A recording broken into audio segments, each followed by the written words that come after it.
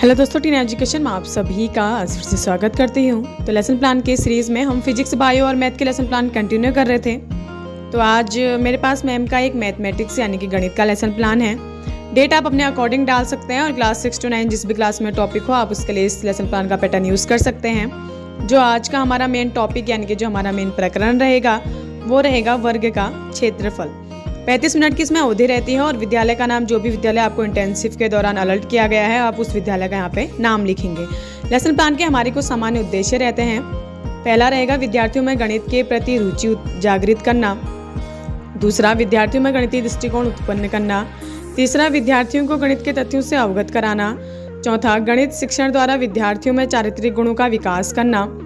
और पांचवा, विद्यार्थियों में तकनीक के प्रयोग से विद्यार्थियों को अवगत कराना। गणित में तकनीक के प्रयोग से विद्यार्थियों को अवगत कराना। और आखिरी रहेगा विद्यार्थियों में वैज्ञानिक दृष्टिकोण का विकास करना। हमारे कुछ विशिष्ट उद्देश्य रहते हैं। जैसे पहला रहेगा विद्यार्थी वर्ग का क्षेत्रफल से संबंधित ज्ञान का प्रत्यास्मरण कर सकेंगे। विद्यार्थी वर्ग का क्षेत्रफल के बारे में को भली भांति समझ सकेंगे। विद्यार्थी वर्ग के क्षेत्रफल से संबंधित ज्ञान का दैनिक जीवन की परिस्थितियों में उपयोग कर सकेंगे। और आखिरी रहेगा कि जो विद्यार्थी हैं वो वर्ग के क्षेत्रफल से संबंधित प्रश्नों का सफलतापूर्वक हल कर सकेंगे। और शिक्षण सहायक सामग्री जो है वो हमारी विभिन्न रहेगी, जैसे चौक, डस्टर, श्यामपट्ट तथा अन्य वास्तविक वस्तुएं। पूर्व ज्ञान में आप लिख सकते हैं कि जो विद्यार्थी हैं वो वर्ग के विषय में सामान्य जानकारी रखते हैं। यहाँ पे जो है हमारा पहला पेज समाप्त होगा। उसके बाद हम बढ़ेंगे अपने दूसरे पेज की तरफ। इसमें आप देख सकते हैं पहला जो है वो शिक्षण बिंदु है जो हमारा रहेगा वर्ग। दूसरा शिक्षण बिंदु रहेगा कि विद्यार्थियों को वर्ग की परिभाषा से अवगत कराना, या फिर जो विद्यार्थी हैं वो वर्ग को परिभाषित कर सकें। और उसके बाद छात्र अध्यापिका क्रियाएं में संलग्न करते हुए छात्र अध्यापिका विद्यार्थियों के समक्ष विभिन्न प्रकार की वस्तुएं यानी कि आकृतियां प्रस्तुत करेगी और विद्यार्थियों से उन आकृतियों में वर्गाकार आकृति पहचानने को कहेगी। और संभावित है कि कुछ विद्यार्थी सही आकृति में त्रुटि करेंगे। प्रश्नों के माध्यम से प्रकरण तक पहुंचने की जो छात्र अध्यापिका है वो कोशिश करेगी। पहला प्रश्न पूछेगी कि बच्चों घर के अंदर कौन कौन से खेल खेले जाते हैं। तो जो विद्यार्थी हैं वो बताएंगे कि घर के अंदर लूडो, शतरंज और कैरम आदि खेल खेले जाते हैं। कैरम में बोर्ड में कितने कोने होते हैं। तो जो विद्यार्थी हैं वो बताएंगे कि 4 कोने होते हैं। चारों कोनों को मिला देने पर कौन सी आकृति बनती है। तो चारों कोनों को मिला देने पर चतुर्भुज बनता है। वह चतुर्भुज जिसकी चारों भुजाएं बराबर होती है क्या कहलाती हैं। तो जो विद्यार्थी हैं वो उत्तर देंगे कि वह चतुर्भुज जिसकी चारों भुजाएं बराबर होती है वो वर्ग कहलाता है। वर्ग का क्षेत्रफल क्या होता है। तो यह विद्यार्थियों के लिए एक समस्यात्मक प्रश्न रहेगा। उसके बाद छात्र अध्यापिका का उद्देश्य कथन रहेगा कि आज हम वर्ग के विषय में विस्तार पूर्वक अध्ययन करेंगे। यहाँ पे हमारा पहला पेज समाप्त होगा।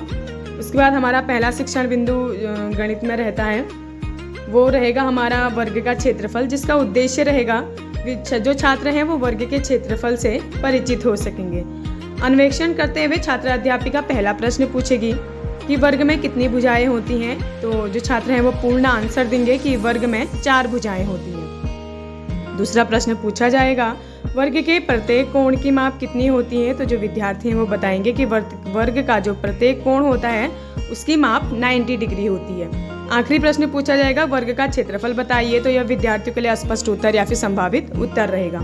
उसके बाद छात्र अध्यापिका व्याख्यान करेगी कि वर्ग की 4 भुजाएं होती हैं तथा चारों भुजाएं बराबर होती हैं, अतः चारों भुजाओं द्वारा घिरे हुए क्षेत्रफल को वर्ग का क्षेत्रफल कहते हैं। वर्ग का क्षेत्रफल वर्ग की भुजा का स्क्वायर यानी कि ए स्क्वायर होता है। ए यानी कि वर्ग की भुजा। और इसमें जो है वो सभी छात्र छात्राएं ध्यानपूर्वक सुनेंगे और उसका अवलोकन करेंगे। और शिक्षण विधि प्रविधि में प्रश्न पूछने में आप प्रश्नोत्तर विधि का उपयोग करेंगे और व्याख्या करने में व्याख्या विधि का उपयोग करेंगे। किनारे से आप छोटा सा श्यामपट्ट देख सकते हैं। श्यामपट्ट में भी छात्र अध्यापिका द्वारा एक वर्ग बनाया गया है और लिखा गया है कि चारों भुजाएं द्वारा घिरे हुए क्षेत्रफल को वर्ग का क्षेत्रफल कहते हैं। वर्ग का क्षेत्रफल ये होता है। पूरी व्याख्या की गई है। व्याख्यान के बाद अंत में मूल्यांकन हेतु ये प्रश्न पूछा जाता है। इसमें छात्र अध्यापिका द्वारा पूछा गया है कि वर्ग को परिभाषित कीजिए। उसके बाद हम बढ़ेंगे आदर्श प्रश्न की तरफ, जिसका जो उद्देश्य वो रहेगा हमारा सामान्यीकरण एवं गणना। छात्र अध्यापिका अन्वेषण करते हुए पहला प्रश्न पूछेगी प्रश्न में क्या दिया गया है। तो आप श्यामपट्ट पे देख सकते हैं कि प्रश्न दिया गया है कि एक वर्ग की भुजा 6 मीटर है, तो वर्ग का क्षेत्रफल ज्ञात कीजिए। तो यहाँ पे उत्तर जो छात्र अध्यापिका है व्याख्यान करते हुए बच्चों को उत्तर बताएगी। तो छात्र आंसर देंगे, उत्तर देंगे कि प्रश्न में वर्ग की भुजा दी गई है। प्रश्न में वर्ग की भुजा कितनी दी गई है? तो 6 मीटर दी गई है। वर्ग का क्षेत्रफल ज्ञात कीजिए। तो यह एक संभावित या फिर अस्पष्ट उत्तर रहेगा विद्यार्थियों के लिए। उसके बाद छात्र अध्यापिका व्याख्यान करेगी कि वर्ग का क्षेत्रफल का सूत्र क्या होता है। तो वर्ग का क्षेत्रफल होता है वो भुजा का वर्ग होता है।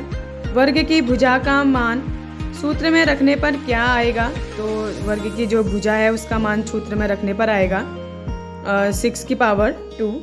6 की पावर 2 करने पर कितना आता है? तो जो विद्यार्थी हैं वो बताएंगे 36 आता है। अतः वर्ग का क्षेत्रफल कितना होगा? वर्ग का क्षेत्रफल होगा 36। तो यहाँ पे श्यामपट्ट में छात्र अध्यापिका द्वारा वही बताया गया है कि वर्ग का क्षेत्रफल = 36 मीटर। उसके बाद निरीक्षण कार्य चलता है जिसका उद्देश्य रहता है कि छात्र छात्राएं सुंदर एवं स्पष्ट लिख सकेंगे।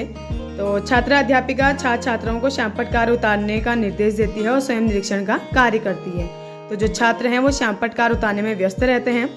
शिक्षण विधि प्रविधि में प्रश्नोत्तर विधि और विश्लेषण एवं संश्लेषण विधि और आखिरी में निरीक्षण विधि का उपयोग करेंगे। व्याख्यान के बाद अंत में मूल्यांकन हेतु ये प्रश्न पूछा जाता है। इसमें छात्र अध्यापिका द्वारा पूछा गया है कि वर्ग का क्षेत्रफल का सूत्र बताइए। उसके बाद हम बढ़ेंगे अपने दूसरे पेज की तरफ जिसमें हम अभ्यास प्रश्न करेंगे। इसमें हमारा शिक्षण बिंदु रहेगा अभ्यास प्रश्न।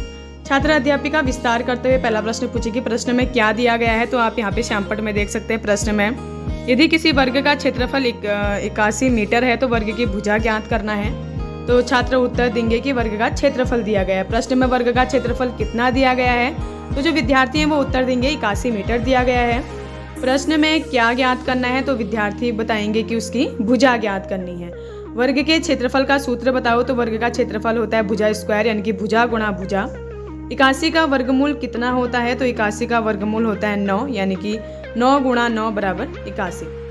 और उसके बाद अतः वर्ग की भुजा कितनी आएगी? तो जो विद्यार्थी हैं वो उत्तर देंगे वर्ग की भुजा आएगी 9 मीटर। यहाँ पे वही दिखाया गया है, वर्ग की भुजा जो है वो 9 मीटर आएगी। उसके बाद यहाँ पे निरीक्षण कार्य चलेगा जिसका उद्देश्य रहेगा कि जो छात्र छात्रा हैं वो स्पष्ट एवं सुंदर लिख सकें। उसके बाद छात्र अध्यापिका छात्र छात्राओं को श्यामपट्ट कार्य उतारने का निर्देश देगी और स्वयं निरीक्षण का कार्य करेगी। उसके बाद छात्र छात्राएं श्यामपट्ट कार्य उतारने में व्यस्त रहेंगे। यहाँ पर आप संश्लेषण एवं विश्लेषण विधि लिखेंगे और यह निरीक्षण में निरीक्षण विधि का उपयोग करेंगे। व्याख्यान के बाद अंत में मूल्यांकन हेतु प्रश्न पूछा जाता है। इसमें पूछा गया है कि वर्ग की कितनी भुजाएं होती है। उसके बाद हम बढ़ेंगे अपने आखिरी पेज की तरफ जिसमें हमारा मूल्यांकन के कुछ प्रश्न होते हैं। इसमें छात्र अध्यापिका कुछ मूल्यांकन प्रश्नों को पूछकर प्रकरण का जो है वो समापन करती है। शिक्षण विधि प्रविधि में इसमें प्रश्नोत्तर विधि लिखेंगे। पहला प्रश्न मूल्यांकन हेतु पूछा गया है कि वर्ग को परिभाषित कीजिए। दूसरा पूछा गया है वर्ग के क्षेत्रफल का सूत्र बताइए। उसके बाद बढ़ना यानी कि उनको स्वाध्याय कार्य दिया जाता है विद्यार्थियों को। इसमें पहला प्रश्न दिया गया है कि वर्ग की भुजा की लंबाई 13 मीटर है तो वर्ग का क्षेत्रफल ज्ञात कीजिए। दूसरा दिया गया है किसी वर्ग का क्षेत्रफल 400 मीटर है तो वर्ग की भुजा ज्ञात कीजिए। तो यहाँ पे जो है हमारा लेसन प्लान समाप्त होता है। Thank you. वीडियो अच्छी लगे तो वीडियो को लाइक, कमेंट एंड चैनल को सब्सक्राइब कर सपोर्ट कीजिएगा। Thank you.